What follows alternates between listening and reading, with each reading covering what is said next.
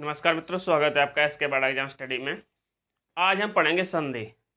संधि क्या होती है, संधि किसे कहते हैं, संधि किस में होती है, इन सभी टॉपिक को हम इस वीडियो में कवर करेंगे। अगर आप चैनल पर पहली बार विजिट कर रहे हैं तो चैनल को सब्सक्राइब करके बेल आइकन को प्रेस कर लें, इससे आने वाली वीडियो आपको और मिलते रहें, आप परीक्षा की अच्छे से तैयारी करें। चलिए दोस्तों, वीडियो स्टार्ट करते हैं। संधि। संधि क्या होती है? संधि मतलब समझौता, मिलाप या संयोग, इनको संधि कहते हैं। जैसे अगर किसी दो व्यक्ति में झगड़ा हो जाता है, उसके बाद उसमें संधि हो जाती है। संधि मतलब उसका मिलाप हो जाता है, उसमें समझौता हो जाता है, उसको संधि कहते हैं। इसी तरह से व्याकरण की दृष्टि से दो अक्षरों को, प्रथम शब्द का अंतिम वर्ण और द्वितीय शब्द का पहला वर्ण, इन दोनों में जब संधि होती है, समझौता होता है, मिलाप होता है, तो उसको संधि कहते हैं। क्लियर? अब देखिए,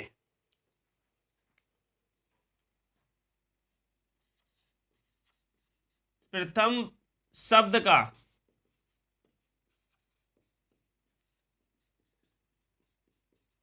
अंतिम अक्षर और द्वितीय शब्द का प्रथम अक्षर,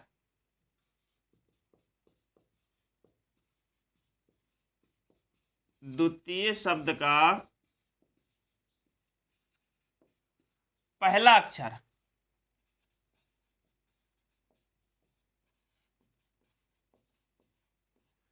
इनमें संधि होती है। जैसे हिमालय, तो हिम प्लस आलय बराबर हिमालय। अब देखिए, इसमें संधि कहाँ हो रही है? यहां पर आ आता है, हिम में, माँ में आ है, और यहां पर आ है, तो आ और आ मिलकर के बड़ा आ हो जाता है। यानी प्रथम शब्द का अंतिम वर्ण और द्वितीय शब्द का प्रथम वर्ण, ये दोनों में संधि हो गई, तो इन दोनों में संधि मिलकर के यहाँ पर बड़ा हो जाता है, दीर्घ हो जाता है।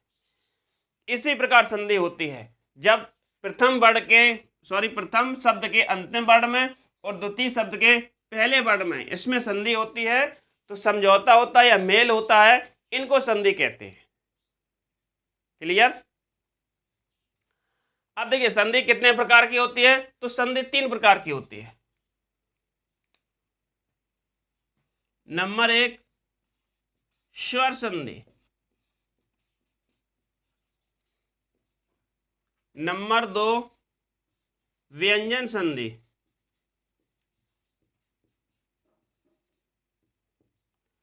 नंबर 3 विसर्ग संधि।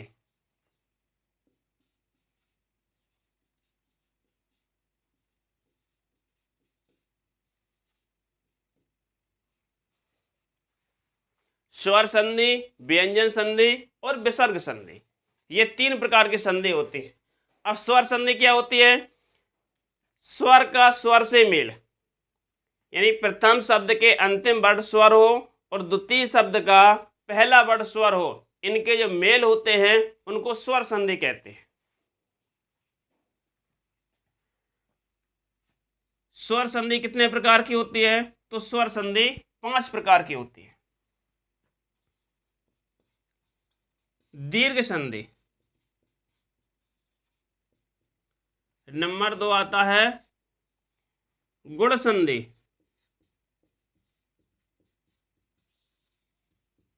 नंबर 3 आता है वृद्धि संधि,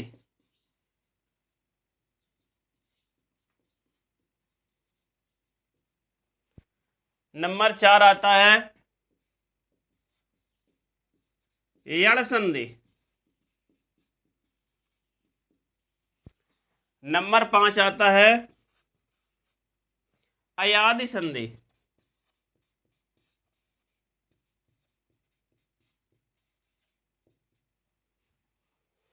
संधि किसे कहते हैं? तो मेल, समझौता, मिलाप या संयोग को संधि कहते हैं। प्रथम वर्ण का अंतिम अक्षर और द्वितीय वर्ण का पहला अक्षर, इनमें संधि होती है। अगर पूछा है संधि किस में होती है, तो संधि वर्णों में होती है, अक्षरों में होती है। पदों में क्या होता है? तो पदों में समास होता है, पदों के मेल से समास होता है और वर्णों के मेल से संधि होती है। जैसे हिमालय, अगर पूछा जाता है संधि कितने प्रकार की होती है, तो संधि 3 प्रकार की होती हैं। स्वर संधि, विसर्ग संधि, स्वर व्यंजन संधि और विसर्ग संधि। स्वर व्यंजन विसर्ग, ये 3 प्रकार की संधियां होती हैं। अब स्वर संधि 5 प्रकार की होती है। दीर्घ संधि, गुण संधि, वृद्धि संधि, यण संधि और अयादि संधि। अब इस वीडियो में हम पढ़ेंगे दीर्घ संधि को। किसको पढ़ेंगे? दीर्घ संधि को। स्वर संधि का पहला भेद दीर्घ संधि।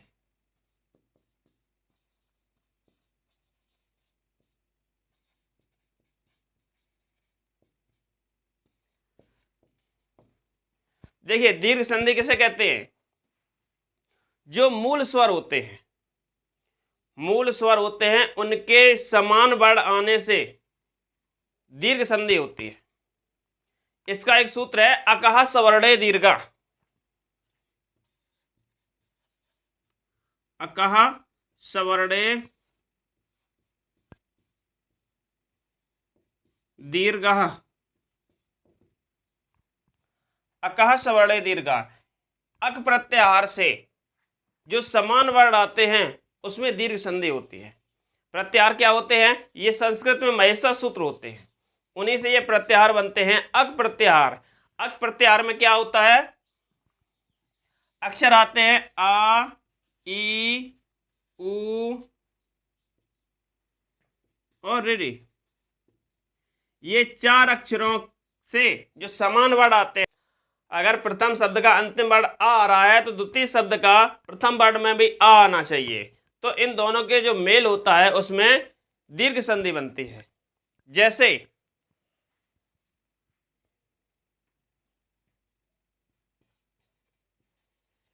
विद्या प्लस अर्थी बराबर विद्यार्थी। अब देखिए, यहां पर बड़ा आता है, प्रथम शब्द के अंतिम वर्ण में वा आता है, आ आता है, और दूसरी शब्द के पहले वर्ण में आ आता है। समान वर्ण है, ह्रस्व या दीर्घ कुछ भी हो सकता है। यहाँ ह्रस्व हो सकता है, यहाँ ह्रस्व हो सकता है, यहाँ दीर्घ हो सकता है, या यहाँ पर दीर्घ हो सकता है, लेकिन समान वर्ण आना चाहिए। यहाँ पर आ आता है दीर्घ और यहाँ पर ह्रस्व, तो यहाँ पर दीर्घ हो जाता है। विद्यार्थी, अब जैसे पढ़ा था हिमालय, हिम धन आलय। अब देखिए, यहां पर छोटा आ है, ह्रस्व आ है, यहां पर दीर्घ आ है, इन दोनों से मिलकर के दीर्घ आ बन जाता है, हिमालय।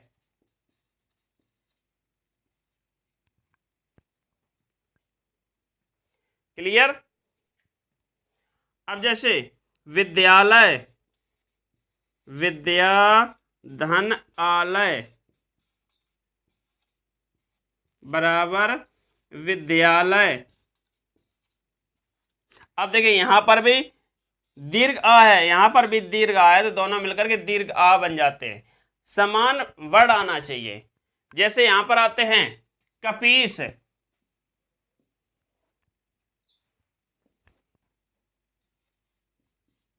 कपि धन ईश बराबर कपीस। अब देखिए, यहां पर छोटी ई और बड़ी ई, छोटी ई यानी ह्रस्व ई और दीर्घ ई मिलकर के दीर्घ ई बन जाती है। समान वर्ण आना चाहिए, समान वर्ण। यहाँ पर भी ई है और यहाँ पर भी ई है, यहाँ पर ह्रस्व है, यहाँ पर दीर्घ है। ह्रस्व या दीर्घ कुछ भी हो सकता है। जैसे नदीश, नदी धन ईश बराबर नदीश। अब देखिए, यहां पर भी दीर्घ ई है, यहां पर भी दीर्घ ई है, तो यानी दीर्घ ई और दीर्घ ई और ई मिलकर के दीर्घ ई बन जाते हैं। ह्रस्व या दीर्घ कुछ भी हो, दोनों जब मिलते हैं तो दीर्घ बन जाता है। क्लियर? आगे देखिए, भानुदय, भानु उदय बराबर भानुदय। अब यहां पर देखिए, ह्रस्व उ और ह्रस्व उ मिलकर के दीर्घ उ बन जाता है। भानु धन उदय बराबर भानुदय। ह्रस्व उ दीर्घ ह्रस्व उ है और ह्रस्व उ, दोनों में ह्रस्व उ हैं, मिलकर के दीर्घ उ बन जाता है। जैसे मंजूषा, मंजू धन ऊषा बराबर मंजूषा।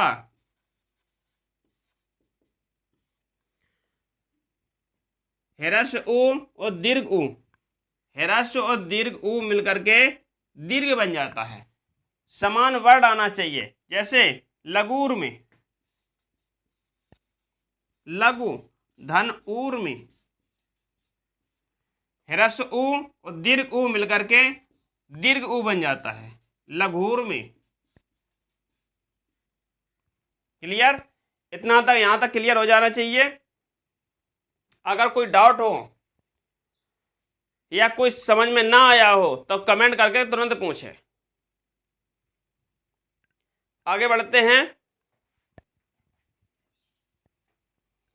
वधूत्सव, वधू धन उत्सव बराबर वधूत्सव।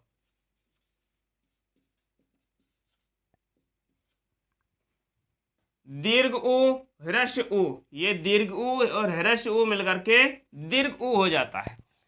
ह्रस्व या दीर्घ कुछ भी हो लेकिन समान वर्ण आना चाहिए। अकाह शवर्णे दीर्घा, शवर्णे में समान, अकमीस अक प्रत्याहार के दीर्घ, वहां पर दीर्घ संधि होती है।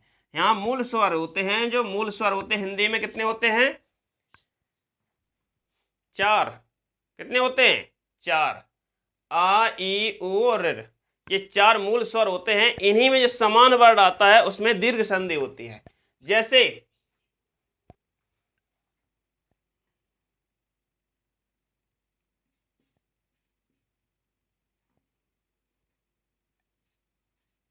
पितृ ऋण,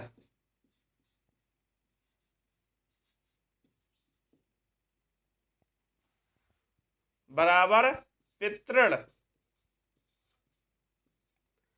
अब देखिए यहां पर ऋणी प्लस ऋणी मिलकर के ऋणी हो जाती है। ऋणी और ऋणी, प्रथम पद के अंत में ऋणी है, द्वितीय पद के आदि में ऋणी है, तो यहां पर ऋणी और ऋणी मिलकर के ऋणी हो जाती है, पितृण हो जाता है। होत्रकार, होत्र धन ऋकार बराबर होत्रकार, होत्रकार। ऋरी धन ऋरी मिलकर के ऋरी हो जाती है। समझ में आया?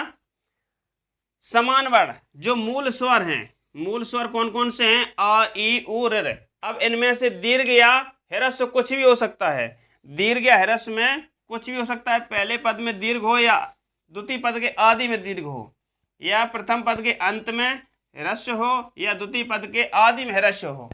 इससे कोई दिक्कत नहीं है, लेकिन आगे चल करके ह्रस्व हो जाता है। जब पद बनता है, जब इनका मेल होता है, जब इनमें संधि होती है तो दीर्घ हो जाता है। ये वर्ड आपको याद रखना है, आ ई उ और ऋ, यानी जो मूल स्वर होते हैं, मूल स्वर, संयुक्त स्वर, व्यंजन, संयुक्त व्यंजन, अंतस्थ व्यंजन, इन सभी पर हमने एक वीडियो बनाया है। अगर आपने नहीं देखा है तो उसका लिंक हमने डिस्क्रिप्शन में दे दिया है, आप वहां जाकर के जरूर देखें। परीक्षा में आपके बहुत ही काम की वीडियो है। अब हमको नहीं लगता कि इस संधि में आप भूल सकते हैं। बस आपको इतना याद रखना है, अकाह सवर्णे दीर्घा, यानी अक प्रत्याहार में ये मूल स्वर हैं, उसी स्वर से जो प्रथम पद के अंत में हो वो द्वितीय पद के आदि में हो, उसमें दीर्घ संधि होती है। क्लियर? उसके बाद आती है गुण संधि। गुण संधि की एक ट्रिक है, हम उस ट्रिक को बताएंगे। उस ट्रिक को आप जैसे ही देखेंगे, उस ट्रिक के हिसाब से आंख बंद करके आप लगाएं तो गुण संधि हो जाएगी।